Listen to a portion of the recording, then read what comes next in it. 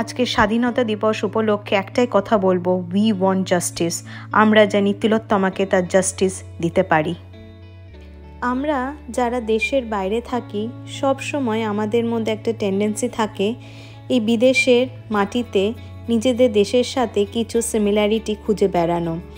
যেরকম এই ফুল, এই গাছের পাতা, গাছের রং, মাটি, জল, সমস্ত কিছুর মধ্যে কোথাও না কোথাও যদি একটু দেশের ছোঁয়া খুঁজে পাই। যেরকমই ফুলগুলো দেখে আমি একদিন বলে উঠলাম আমাদের সোসাইটির মধ্যে কাশফুল ফুটেছে। যাই হোক, hello everybody, welcome back to my channel.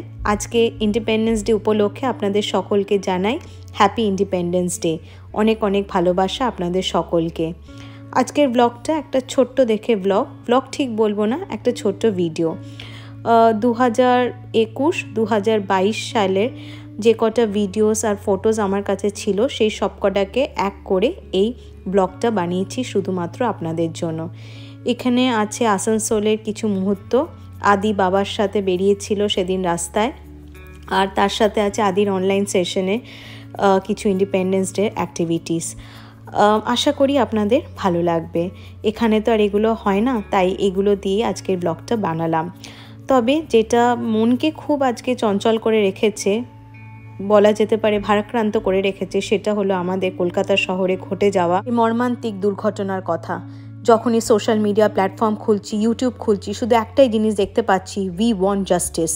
সত্যিই তাই, ঠাকুরের কাছে এটাই প্রার্থনা করব, তিলোত্তমা যেন তার জাস্টিস পায়। আজকে যদি আমি আমার দেশে থাকতাম তাহলে আমি অবশ্যই রাত্রিবেলাতে বেরিয়ে তিলোত্তমার পাশে নিশ্চয়ই দাঁড়াতাম।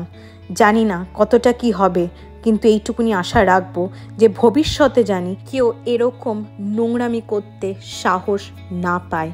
আজকের ব্লগটা এখানেই শেষ করছি। শুধু এইটুকুনি আশা রাখবো এই ছোট ছোট বাচ্চাদের জন্য আমরা যেন একটা সুন্দর ভবিষ্যৎ গড়ে তুলতে পারি, একটা সুন্দর পৃথিবী যেন তাদেরকে দিয়ে যেতে পারি। এইটুকুনি বলে আজকের ব্লগটা শেষ করলাম। আপনারা সবাই খুব ভালো থাকবেন, সুস্থ থাকবেন। দেখা হবে খুব জলদি পরের আরেকটা ব্লগে।